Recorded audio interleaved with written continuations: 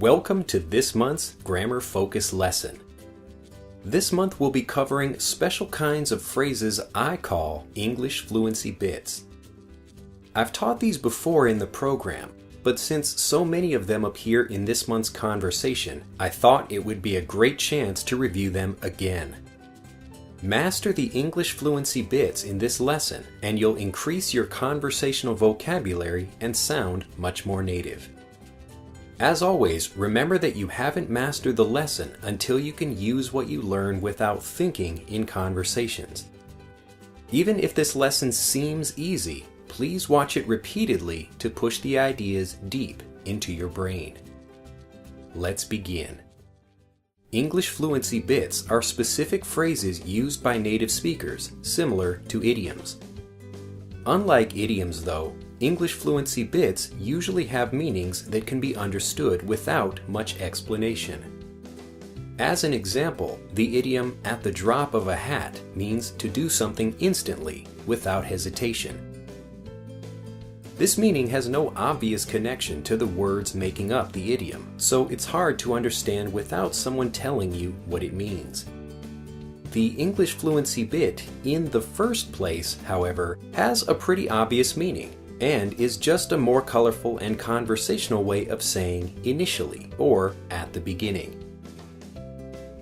Of course the computer crashed. You didn't set it up properly in the first place. You can also sound more professional or educated by replacing a basic word or phrase with a more advanced English fluency bit. Without a teacher, the class was canceled. In the absence of a teacher, the class was canceled. Besides being different from idioms, English fluency bits serve two important functions. The first is to add more color and style to sentences. When used in this way, an English fluency bit will help you sound more native or educated, but won't really add or change anything important about the meaning of a sentence. We'll cover the examples of this usage later in this video. The second, and more basic, use of English fluency bits is as advanced sentence connectors. Sentence connectors are used to connect multiple sentences and/or create more complex sentences. We'll look at three general types of sentence connectors in this lesson: simple one-word sentence connectors, more advanced multiple-word sentence connectors, and the most advanced English fluency bits. Let's start with some basic sentence connectors. He likes beef. He chose the steak. He likes beef, so he chose the steak. I enjoy diving. I'm scared of sharks. I enjoy diving, but I'm scared of sharks. I don't like dogs. I don't like cats. I don't like cats or dogs. Moving on to more advanced sentence connectors, notice that we're still just connecting ideas, but with multiple words. I eat too much candy. I'm fat. I eat too much candy, thus I'm fat. Computers are getting more powerful. Computers are also getting more complex. Computers are getting more powerful. Furthermore, they're getting more complex. Vinyl records are round. Vinyl record covers are not. Vinyl records are round. Vinyl record covers, by contrast, are not. Next, we'll look at the English fluency bit sentence connector. These can be fairly complex phrases, often used in more academic and professional environments, and should be learned and remembered as single units. You can play a piano like you can play a drum. In the same way as you can play a piano, you can play a drum. As she'll be running for hours, she'll probably need water. The fact that she'll be running for hours means she'll probably need water. Because of bad weather, we couldn't have the picnic. Owing to bad weather, we couldn't have the picnic. Rather than becoming a farmer, I want to be an astronaut. As opposed to becoming a farmer, I want to be an astronaut. Concerning fish that can protect themselves, the lionfish is one of the best. When it comes to fish that can protect themselves, the lionfish is one of the best. Usually, I visit the beach on my days off. For the most part, I visit the beach on my days off. I wouldn't be a good driver. I'm nervous in cars and, what's more relevant to me being a good driver, I don't have any arms. I wouldn't be a good driver. I'm nervous in cars and, more to the point, I don't have any arms.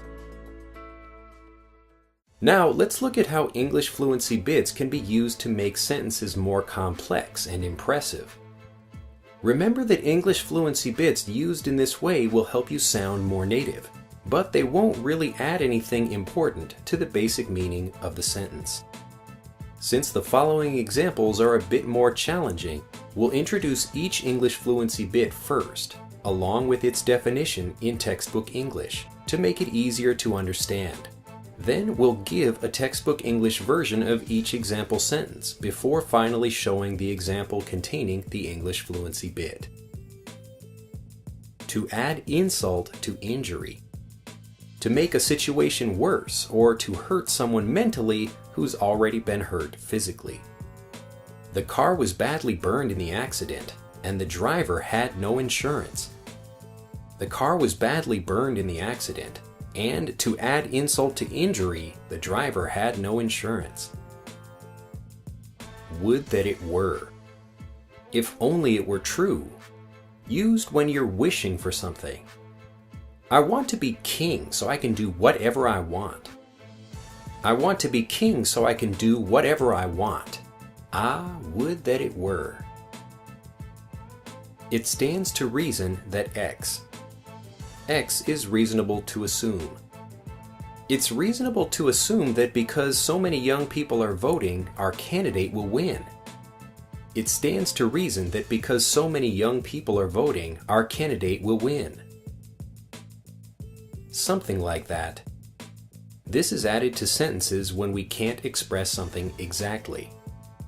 The juice he was drinking was something like pineapple or orange. The juice he was drinking was pineapple, orange, or something like that. I find that. I notice. I notice that a good nap helps me relax before a flight. I find that a good nap helps me relax before a flight. I wouldn't be surprised if X happens. X may happen.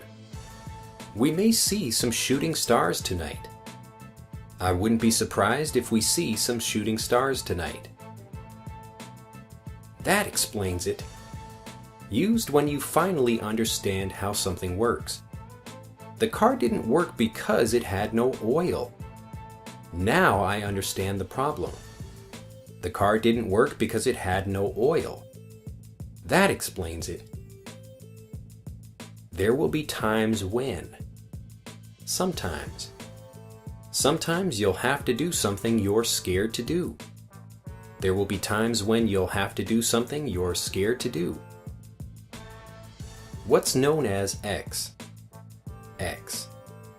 The doctor said I have crazy dangerous disease. The doctor said I have what's known as crazy dangerous disease. To be in the position of X. To be X. It's unfortunate that you're having to clean up after the party. It's unfortunate that you're in the position of having to clean up after the party. Finally, here's one last example of an English fluency bit that's a great reply you can use when people ask you for a favor. Not at all. Used to make someone feel at ease when you offer to do something for them. Person 1. Are you sure you can help me move? I'd hate to trouble you. Person 2. Not at all. I'm happy to help. Using this phrase, you're saying that it's no trouble at all for me to help you. Now let's see how English Fluency bits make a story more colorful as we learn about different instruments. The cool thing about instruments is that there are so many different kinds. Not to be limited, humans have created an instrument to fit any mood or occasion.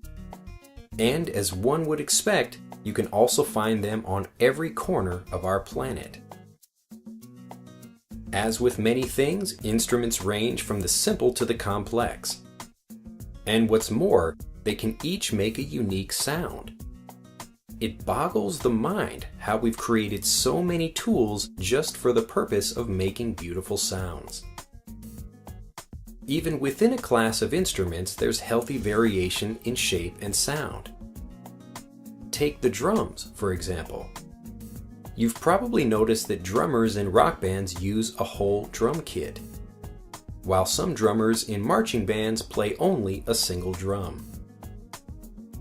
If memory serves correctly, I think some of my fondest childhood moments came while I was playing an instrument. I'd wager that others probably have similar recollections. Heck, I'd even go so far as to say that music is life. If you've never played anything, why not give it a try? If you want to make your own instrument, what you want to do is experiment with different elements. Wood may be an ideal candidate for one sound, whereas metal might produce something totally different. Find something that gives you a sound you like and get playing. Finally, here's the same story but with textbook English replacing the English Fluency bits. Notice how this version sounds less colorful and natural. Instruments are interesting because there are so many different kinds. Humans have created an instrument to fit any mood or occasion. And you can also find them on every corner of our planet. Instruments range from the simple to the complex. Additionally, they can each make a unique sound. It's almost difficult to comprehend how we've created so many tools just for making beautiful sounds. Even within a class of instruments, there's healthy variation in shape and sound. The drums are an example. You've probably noticed that drummers in rock bands use a whole drum kit, while some drummers in marching bands play only a single drum. I think some of my fondest childhood moments came while I was playing an instrument. I imagine others probably have similar thoughts. I'd even risk making the bold statement that music is life, as it's so important to people. If you've never played an instrument, why not try? If you want to make your own instrument, you should experiment with different elements. Wood may be good for one sound, whereas metal might produce something totally different. Find something that gives you a sound you like and get playing. Listen for these words in your daily life, keep practicing, and have a great day.